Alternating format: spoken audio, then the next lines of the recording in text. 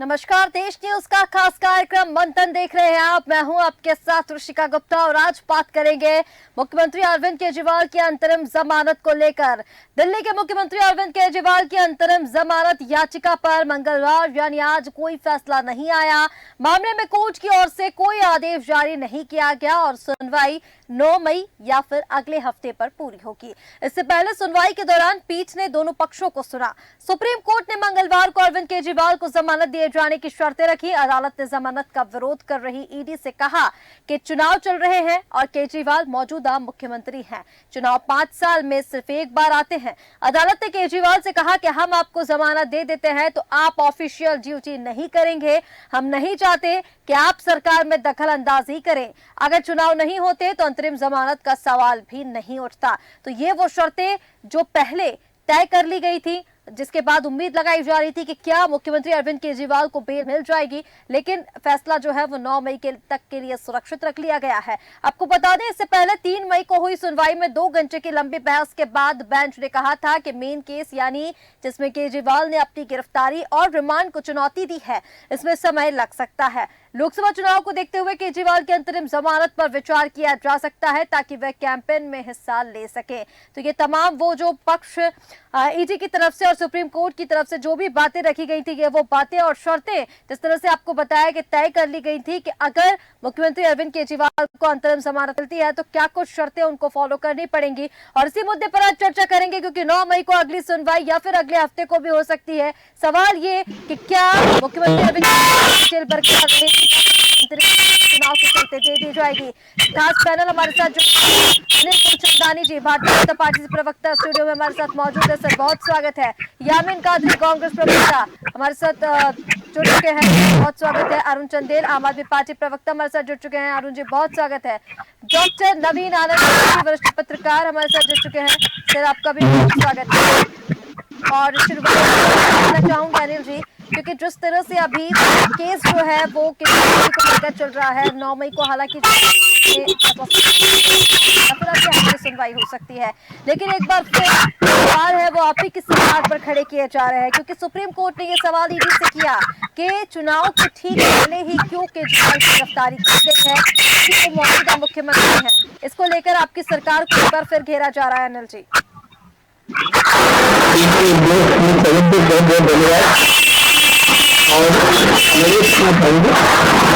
Sir, मैं आपके पास वापस आऊंगी।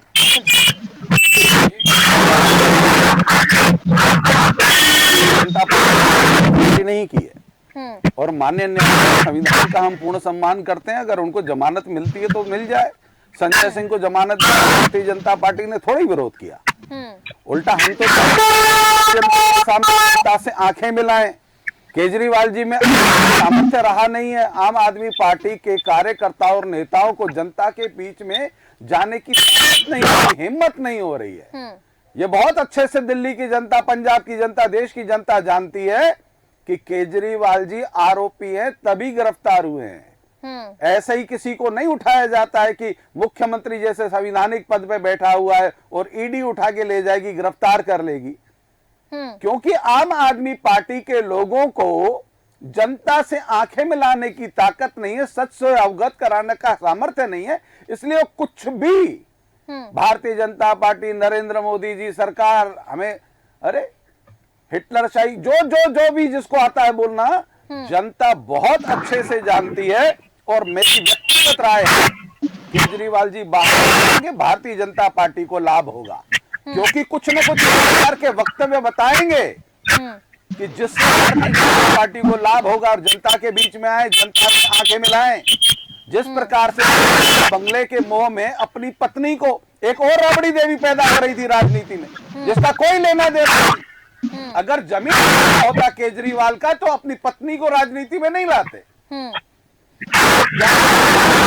योग्य नहीं थे क्या? परंतु अरविंद केजरीवाल को पार्टी के किसी नेता पे भरोसा नहीं है।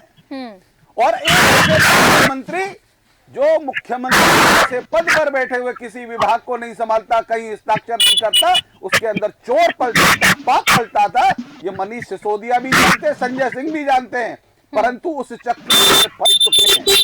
अरविंद केजरीवाल वो मकड़ी जाल है उस आम आदमी पार्टी का प्रत्येक नेता उसे जानता है। रवि चड्डा कहाँ है आजकल? क्योंकि उसे भी मालूम है, उसने जब इनका दामाद बनना पसंद नहीं किया, स्वीकार नहीं किया, क्योंकि उसे मालूम था कि ससुर जी जेल में जाने वाले, तो उनका भी पन्ना करना चालू कर दिया है। ठीक है अनिल गुलचंद, लेकिन जिस तरह से आप बोल रहे हैं, हालांकि ये जो सवाल है, अगर मान लीजिए अंतरिम जमानत मिल जाती है तो कहीं ना कहीं सवाल आपकी पार्टी पर ही उठेंगे। चुनाव के पहले ईडी से गिरफ्तार करवाया गया, क्योंकि अगर कोई आरोप होते तो उनको अंतरिम जमानत नहीं दी जाती। ये सवाल भी तो उठेंगे आपकी पार्टी पर। क्यों उठेंगे भाई? हम पे नहीं उठेंगे, उल्टा समझेगी। जो लोग आरोप लगा रहे हैं भारतीय जनता पार्टी पे, भारतीय जनता पार्टी ने, प्रधानमंत्री ने गिरफ्तार करा दिया। अगर प्रधानमंत्री ने और भारतीय जनता पार्टी ने गिरफ्तार करा दिया होता, इसलिए तो मैंने कहा जमानत मिल जाए तो और अच्छा है। जनता के बीच में जाएगा, भारतीय जनता पार्टी का हस्तक्षेप होता, प्रधानमंत्री जी का या हमारी सरकार का हस्तक्षेप होता, तो उन्हें तब भी जमानत नहीं मिलती। अगर जमानत मिलती है तो उल्टा ये मैसेज आएगा कि भारतीय जनता पार्टी का सुप्रीम कोर्ट में, हाई कोर्ट में किसी प्रकार की कोई दखलंदाजी नहीं है। ठीक है, हमारे साथ अरुण चंदेल जी भी जुड़े हुए हैं। अरुण चंदेल जी, अब चूंकि क्योंकि अरविंद केजरीवाल जी की अंतरिम जमानत को लेकर बातचीत हो रही है, पहले भी 3 मई को इसको लेकर सुनवाई होनी थी, आज भी क्योंकि फैसला सुरक्षित रख लिया गया है 9 मई को या फिर अगले हफ्ते दलीलें सुनने के बाद, दलीलें पूरी होने के बाद इस पर सुनवाई होगी और हो सकता है अंतरिम जमानत जो है वो मिल जाए। लेकिन इससे भारतीय जनता पार्टी पर आरोप लगाने से क्या होगा? आपकी पार्टी से अभी भी ये सारे जो बयान है वो सामने आ रहे हैं, क्योंकि अगर जमानत मिल जाती है तो ये कहना है, ये कहा जा रहा है पार्टी की ओर से, क्योंकि चुनाव के चलते हैं पहले उन्हें गिरफ्तार किया गया, लेकिन ईडी ने गिरफ्तार किया, ईडी के पास सबूत है। अनिल भाई, मेरा बड़े भाई है, जो अपनी बात रखते हैं, जो खबर बता रहे हैं, वो पीछे काफी पीछे से जाए देखे न्यूज नहीं करेगा ना, तो लेकिन मुझे अब तो लगा इसकी मंशा थी, मंशा को अगर 19 में बना दी थी, चुनाव आएगा और विपक्ष को कमजोर देंगे, उनको निर्गंधा देंगे। इसी कड़ी में सत्येंद्र जैन को जेल में डालना, वर्मा जी को जेल में डालना और मुझे जेल में डालना, अरविंद केजरीवाल जी को जेल में डालना, संजय सिंह प्रमाणित करके दिखा दिया कि ये सारे बड़े हैं और मान दबाई नेता शरद बबू इसने क्या बयान पहले दिया, क्या धमकी दिया, 5 फरवरी पहले चला गया, फिर 55 चला गया, ये तो फिल्म मनी लॉन्ड्रिंग है। अब भाजपा कहती मैंने नहीं करा, कोर्ट जमानत नहीं देता है, कोर्ट नहीं देता है, देखिए संजय सुप्रीम कोर्ट में न्याय ऐसा बचा है अरविंद केजरीवाल जी सुप्रीम कोर्ट में उनको जमानत अंतिम मिलेगी, उन्होंने लिमिटेड ऑन करा,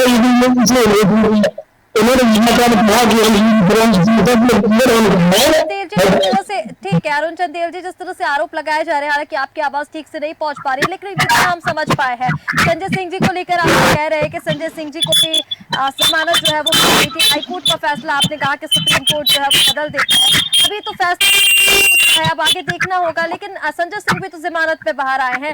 भारतीय जनता पार्टी पर जिस तरह से आपकी पार्टी आरोप लगा रही है, वो कैसे आप ये भारतीय जनता पार्टी कैसे गिरफ्तारी करवा सकती है? ईडी के पास सबूत है, हालांकि आज भी कोर्ट में ईडी ने ये कहा है कि उनके पास सबूत है। सीधे तौर पर जब उन्होंने छानबीन की तो पहले केजरीवाल जी का नाम सामने नहीं था, जांच जैसे जैसे बढ़ती गई केजरीवाल जी का नाम सामने आया और 100 करोड़ रुपए जो मांगने की बात की गई है साफ तौर पर देखा जा रहा है, उसी के आधार पर उन्हें गिरफ्तार किया गया है।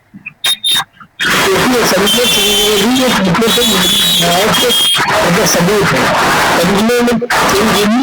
बड़ा प्रोत्साहन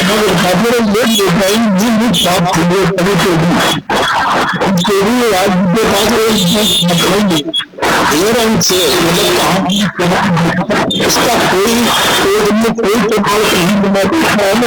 सुप्रीम कोर्ट इसी लिए बनेगी, नीचे के अदालतें मुक्त नहीं करते, सुप्रीम कोर्ट करती है।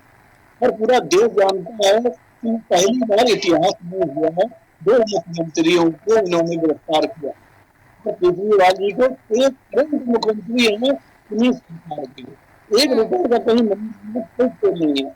सबसे बड़ी बात है जो कागज रखी हुआ है, वो कह रहे हैं वो कागज उन्होंने अभी छुपा दिया।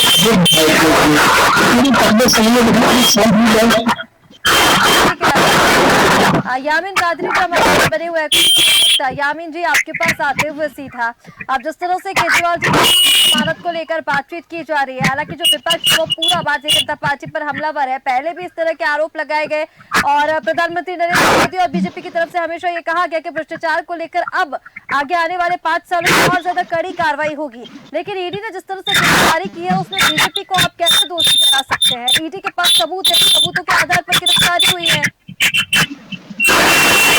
देखिए, ईडी के पास जो सबूत है वो 7वां एविडेंस होने के बाद में उससे नाम दिलवाया गया अरविंद केजरीवाल जी का। अगर ईडी के पास सबूत थे तो वो उसी वक्त गिरफ्तारी करते जब साफ गवाहों के बाद में उनको गिरफ्तार किया गया। और हमारे प्रवक्ता महोदय भाजपा के कह रहे थे, इनकी बॉडी लैंग्वेज बता रही है कि अरविंद केजरीवाल को अंतरिम जमानत मिल चुकी है, क्योंकि ये बचना चाहते हैं तो कि जमानत पर आएंगे तो केजरीवाल जी अगर बाहर आ जाते हैं तो उन्हें तो लाभ होगा। अनिल जी ने वही मैं कहना चाहता हूँ कि इनकी बॉडी लैंग्वेज ये दर्शा रही है कि अरविंद केजरीवाल जी को अब जमानत मिल गई। और इन्होंने ये भी कहा कि कोई ना कोई ये कहेंगे उससे जनता के बीच में हमें लाभ मिलेगा। मैं इनका भ्रम दूर कर दूं, जनता ये सब जानती है ईडी सीबीआई किस तरीके से विपक्ष के पास भेजा जाता है और फिर उसको जो है मुल्जिम सबूत बना भी तो होते हैं विपक्ष के खिलाफ। यामीन जी पहले इन्होंने 100 करोड़ रुपए का घोटाला बताया। आज ईडी सुप्रीम कोर्ट में 100 करोड़ सिद्ध नहीं कर सकी, जिसे सुप्रीम कोर्ट से भी फटकार लग चुकी है ईडी को। सबूत तो अजीत पवार के पास भी था, जो बड़ी सभा में अमित शाह जी ने कहा था कि ये जो है घोटाले के अंदर है। सबूत तो यशवंतराव चौहान जी के खिलाफ भी था कि शारदा घोटाले में बहुत बड़े मुलजिम है।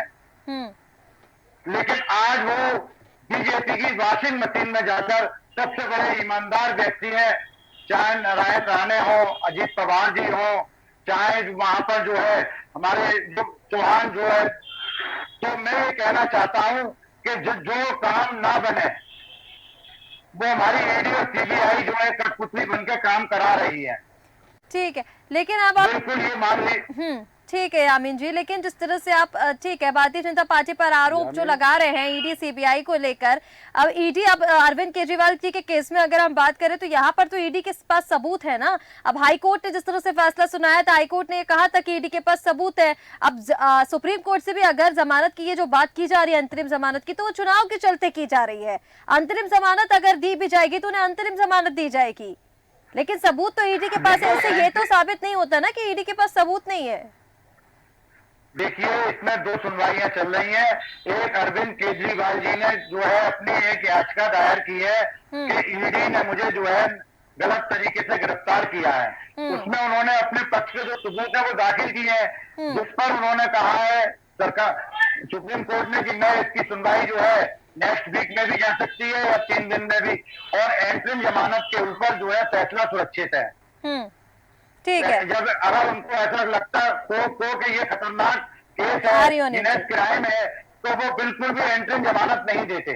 ठीक है, ठीक है यामीन कादरी जी। अनिल जी से जवाब ले लेते हैं। अनिल जी जल्दी से जवाब दीजिए, उसके बाद डॉक्टर नवीन के पास में जाऊंगी। उनका ये कहना है कि ईडी और सीबीआई बीजेपी की कठपुतली बल के काम कर रही है अब, क्योंकि हाई कोर्ट का फैसला हर बार सुप्रीम कोर्ट ने बदला ही है। संजय सिंह को जमानत दी गई, अब ऐसे अरविंद केजरीवाल जी को जमानत मिल जाएगी। सबूत कुछ नहीं है, वो ये कह रहे हैं। देखिए, देश का विपक्ष जो है अली बाबा 40 चोरों की टीम बन गया है। विपक्ष को चुल्लू भर पानी में डूब मरना नहीं आता है कि कल इन्हीं के घटक दल, इन्हीं के चोर चोर मोसेरे भाई दूसरे मुख्यमंत्री झारखंड के अंदर 35 करोड़ रुपए मिलते हैं। इनको शर्म नहीं आती प्रवक्ताओं को?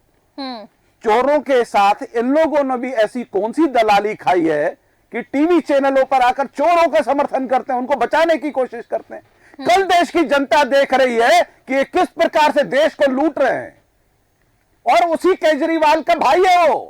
केजरीवाल की पत्नी, दोनों पत्नियां आपस में गले लगी थी, आज वो दोनों चोरों की पत्नियां हैं और देश के सामने नौटंकी करने गई थी कि हमारे पतियों पर झूठे आरोप लगे हैं। केजरीवाल, मैं आपको बता रहा हूं, सजा मिलेगी केजरीवाल को। और आम आदमी पार्टी का वजूद भारत की राजनीति से खत्म होगा, क्योंकि ये नक्सली नेता हैं, ये देश के अंदर अलगाववाद पैदा करना चाहते हैं, ये खालिस्तानियों के दलालों के रूप में भारत को विभाजित करने के लिए राजनीति करने केजरीवाल आए थे, और उन्हीं के नक्शे कदमों पे आज उनके प्रवक्ता बोलते हैं शर्म नहीं आती कि एक मुख्यमंत्री के मंत्री के पास के पीए के पास से करोड़ों रुपए मिलते, वहां भी इन्हीं की सरकार है जो ईडी गठबंधन की बात करते हैं, इलेक्टोरल बॉन्ड में किस बात की बात करते हैं सारा। अरे भैया हमारे ऊपर सबूत तो ले आओ, तुम्हारे मंत्री अंदर बैठे हैं, सब दिख रहा साहब। अरे मेरे बंधु घर बैठो, बहुत अच्छा है, ऐसे राजनीतिक दल के प्रवक्ता मत बनो कि अपने बच्चों को आंखें मिलाने में भी आपको शर्म आने लगे। कुछ दिनों के बाद आपके बच्चे आपको कहेंगे किस राजनीतिक दल की राजनीति कर रहे थे पापा।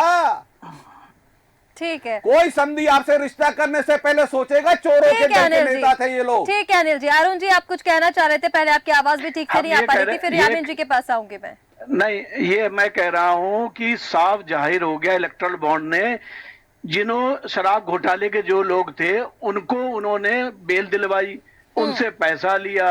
कोविड शील्ड वाला दिखा, उसमें इन्होंने सबको लगा के हालत खराब करी, लोग मर रहे हैं, उससे पैसा लिया। तो इनका तो पैसा तो प्रमाणिक है, प्रमाणिक।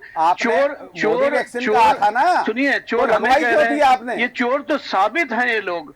रेप वाले को देते हैं कि भैया लड़ो, उसके साथ जवाब खड़े दे होकर कमल का फूल देगी। हिलाते हैं। 2024 लोकसभा चुनाव के अंदर रखते हैं, आपको आईना दिख जाएगा देश की जनता किसके पक्ष में खड़ी है, तानाशाही करते हैं, वफादार कौन है, देश का विकास कौन कर रहा है, देश के स्वाभिमान के लिए कौन लड़ रहा है, देश के गरीबों के लिए कौन लड़ रहा है। 2024 का चुनाव देश के विपक्ष को आईना दिखाने वाला है, देश की जनता आपको आईना दिखाने वाली है, आपके कार्यकर्ता आपको आईना दिखाने वाले हैं, कार्यकर्ता आपका प्रचार करने के लिए लोटा लेके गुजरात वापस जाएंगे। सुन लीजिए, सुनिए मेरी बात तो सुनिए। इलेक्ट्रल बॉन्ड में इनका सिद्ध हुआ।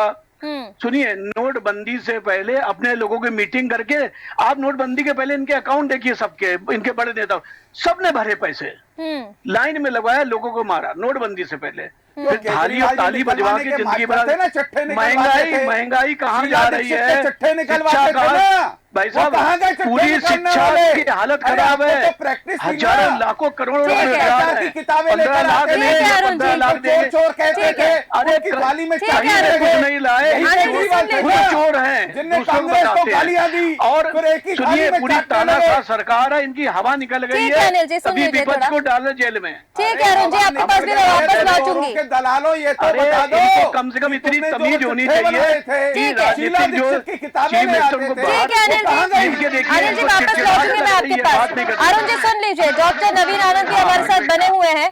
यामिन जी आपके पास भी मैं लौटूंगी। डॉक्टर नवीन आनंद जी हमारे साथ बने हुए हैं, वरिष्ठ पत्रकार। नवीन जी, मैं आपसे जानना चाहूंगी, अब जिस तरह से पूरा मामला अंतरिम जमानत को लेकर हम देख रहे हैं, हालांकि ईडी ने यह कहा है कि जमानत का विरोध हम करेंगे सुप्रीम कोर्ट के फैसले पर। सुप्रीम कोर्ट ने तमाम सवाल ईडी से पूछे हैं कि चुनाव के ठीक पहले क्यों गिरफ्तारी की गई। उसके जवाब में ईडी ने कहा है कि 9 समन पहले ही भेजे जा चुके थे, अगर पहले केजरीवाल जी पहुंच जाते तो चुनाव के पहले गिरफ्तारी नहीं होती।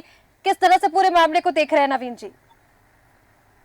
देखिए ऋषिका जी, जब अदालत की अवहेलना की जाती है, कोई भी व्यक्ति हो, मुख्यमंत्री हो या साधारण व्यक्ति हो, तो अदालत की अवहेलना के बाद उनकी गिरफ्तारी हुई है। तो पहली बात तो ये कि अदालत अपना काम कर रही है।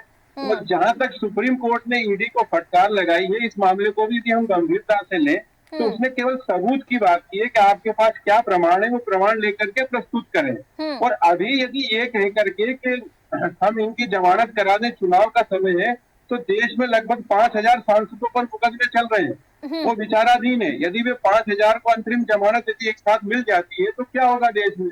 तो सबसे पहले आप ये इसका जो बयान आया है, इसमें आप तुषार मेहता जो इनके सॉलिसिटर जनरल का बयान है, उसको यदि आप देखेंगे तो उन्होंने साफ तौर पर कहा है कि यदि जांच में पहले केजरीवाल सहयोग कर देते तो ये गिरफ्तारी वाला पूरा एपिसोड ही नहीं होता।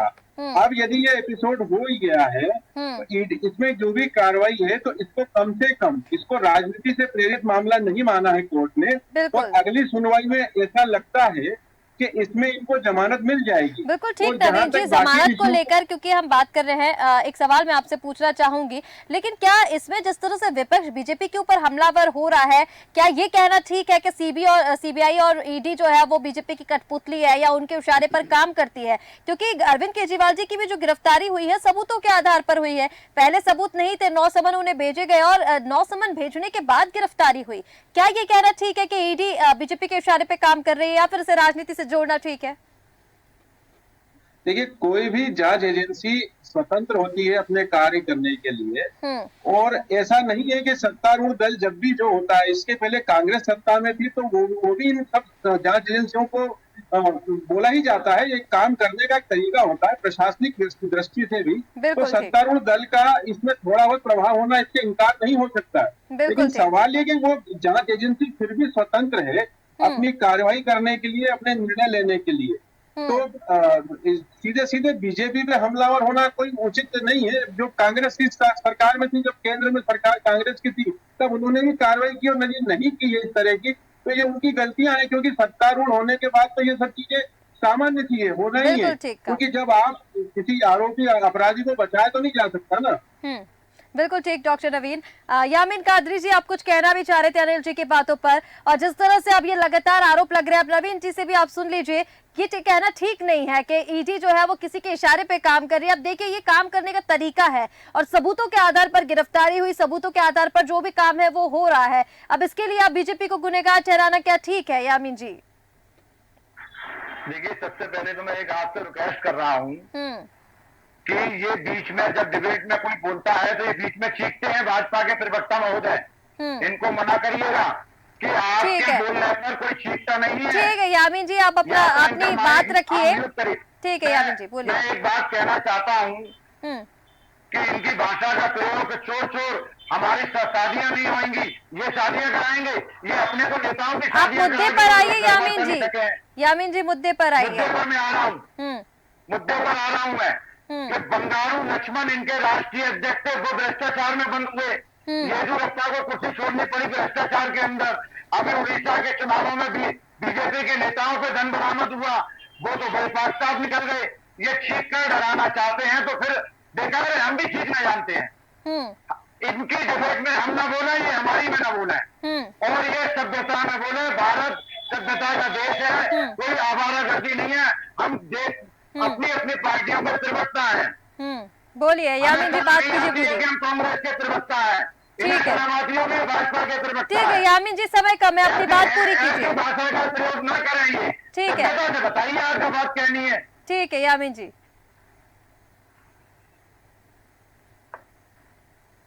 ठीक है अरुण चंदेल जी, अब जिस तरह से लगातार जो बातचीत सामने आ रही है, आप कुछ कहना भी चाह रहे थे। दूसरा, आप जिस तरह से विपक्ष जो है वो आरोप लगा रहा है, आरोप लगाना क्या ठीक है? क्या इस मसले का हल है? क्योंकि अब जमानत मिल जाएगी, उसके बाद सारी चीजें साफ हो जाएंगी। अगर सबूत उनके खिलाफ नहीं होंगे तो वो बाइज्जत बरी भी हो जाएंगे।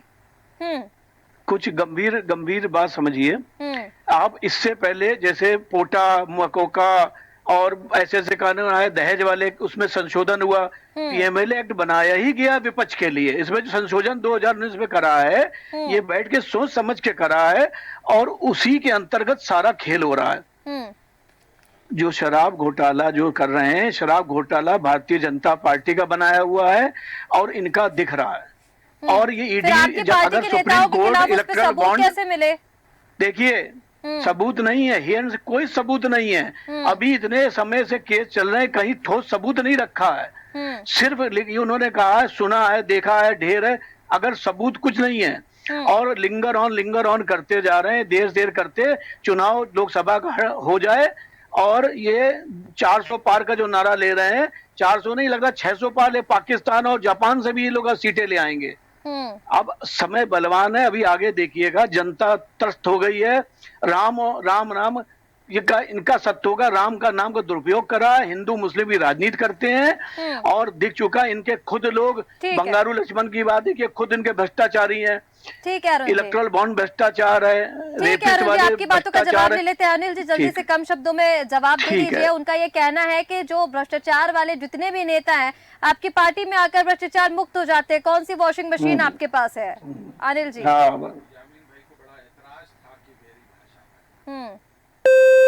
बोलने की हिम्मत नहीं हुई थी जब इनका युवराज चौकीदार चोर बोलता था, तब यामीन भाई को शर्म नहीं आई थी। कांग्रेस के किसी नेता को चुल्लू भर पानी में डूब मरना नहीं आता था। उनके बाप की उम्र के भारत के प्रधानमंत्री, जिनकी देखिए कांग्रेस के कार्यकर्ता नेता मेरे भी मित्र हैं, वो बेचारे घरों से नहीं निकल रहे हैं। वो बोलते हैं हमारे नेता की इस भाषा के कारण हमें शर्म आता है, हम अपनी बीवी को अपने बच्चों को क्या शक्ल दिखाए। यामीन भाई दिखा लेते होंगे, चलता होगा इनको, ऐसा चलता है कि इनका नेता कुछ भी बोले। जाकर आज कांग्रेस के नेता किसी सभ्य परिवार में बैठने लायक नहीं बने, इन्हें कोई पानी नहीं पिलाता अपने घरों में, ये वोट क्या मांगेंगे लोगों से। इनका युवराज बदतमीजी की हर सीमाएं लांघता चला जा रहा है, न मां को पूछता है न बहन को पूछता है। एक मां बीमार है, बेटा अपनी मां की सेवा करने नहीं जाता, अलग अलग बंगले में मां बेटे रहते हैं, वो देश की सेवा करेगा। कांग्रेस के वरिष्ठ नेता कहते हैं कि वो हमारी बात ही नहीं सुनता, हम सुनाए किसे। अगर हम सही राय दें, कांग्रेस के लिए सोचें तो करें कहां से। इनकी स्थिति ये है कि कांग्रेस पतन के कारागृह में जा चुकी है। 25 से 30 सीटों के अंदर कांग्रेस समझ में जा रही है। और देखिए कैसी मिर्ची लगी। अभी एक ज्ञान बांट रहे थे कि जब वो दूसरे बोले तो नहीं बोलना चाहिए। ये कांग्रेस का चरित्र बचा, ये कांग्रेस की स्थिति बची, और भारतीय जनता पार्टी का एकमात्र उद्देश्य है सबका साथ, सबका विकास, सबका विश्वास। कांग्रेस ही दोगले हैं, इनको जो कहेंगे उसके विपरीत काम करेंगे। ठीक है, रुक जाइए यामीन जी। काम करेंगे, हमें सिखाएंगे आप। अरे तुम्हें सिखा कौन सकता है। कांग्रेसियों को राहुल गांधी की जूठन चाटने की आदत पड़ गई है, तुम्हें कौन सिखा सकता है। तुम गंदगी खाने के आदी बन चुके हो, तुम्हें कौन सिखा सकता है। और कौन कांग्रेसी सुधारना चाहता है, कौन सा कांग्रेसी को सीखना चाहता है, कौन सा कांग्रेसी देश की सेवा करना चाहता है, कौन सा कांग्रेसी सम्मान चाहता है, कौन सा कांग्रेसी ऐसा है ठीक है और चाइना का दलाल अनिल जी, ऐसे कुछ भी समझ में नहीं आएगा। की राजनीति नहीं करता है, वो कांग्रेसी कौन बचा है। ठीक है अनिल जी, यामीन जी, ठीक है यामीन जी, यामीन जी ठीक है, वापस लौटूंगी मैं आपके पास। ऐसे आप चीखेंगे कुछ समझ में नहीं आएगा। आपके नेता के कारण आपको शर्म आती है। ठीक है यामीन घर में किसी को नजरें नहीं मिला पाती। ठीक है यामीन जी। डॉक्टर नवीन आनंद जोशी भी हमारे साथ बने हुए हैं। नवीन जी, एक आखिरी प्रतिक्रिया मैं आपसे लेना चाहूंगी। यामीन जी आप शांत हो जाइए। नवीन जी, एक आखिरी प्रतिक्रिया मैं आपसे लेना चाहूंगी। जिस तरह से यह पूरा मामला हम देख रहे हैं, अगर मान लीजिए 9 मई को या फिर आने वाले अगले हफ्ते को मुख्यमंत्री अरविंद केजरीवाल जी को अंतरिम जमानत मिल जाती है, हालांकि इसके लिए शर्तें जो है वो तय हो चुकी है। राजनीतिक हस्तक्षेप, माफ कीजिएगा, जो सरकारी हस्तक्षेप है उसके लिए उनको मना किया हुआ है, और चुनाव के चलते उन्हें अंतरिम जमानत अगर मिल जाती है तो दी जाएगी। कितना लाभ इसको आम आदमी पार्टी को होगा? पार्टी अपने प्रचार के लिए ही नेता को जा रही है, और उन्होंने जो डिमांड रखी है वो चुनाव प्रचार के लिए ही आना चाहते हैं, और शासकीय कार्य तो उनको करने भी नहीं दिया जाएगा क्योंकि वो सशर्त जमानत होगी। तो मुझे ऐसा लगता है कि वे केवल चुनाव प्रचार के लिए आ रहे हैं, और आम आदमी पार्टी जो उसका अपना कार्य क्षेत्र है, जहाँ उसका प्रभाव क्षेत्र है, उसमें वो चुनाव प्रचार के लिए जाएंगे। अब ये कितना इसका फायदा मिलेगा ये तो वक्त बताएगा, लेकिन मुझे ऐसा लगता है कि आम आदमी पार्टी अभी संजय सिंह को बाहर ला करके भी बहुत ज्यादा कुछ अर्जित नहीं कर पाई है। तो केजरीवाल जी के आने से क्या चमत्कार हुआ है, देखने वाली बात है। बिल्कुल ठीक नवीन जी, आप सभी मेहमानों का हमारे साथ जुड़ने के लिए बहुत शुक्रिया।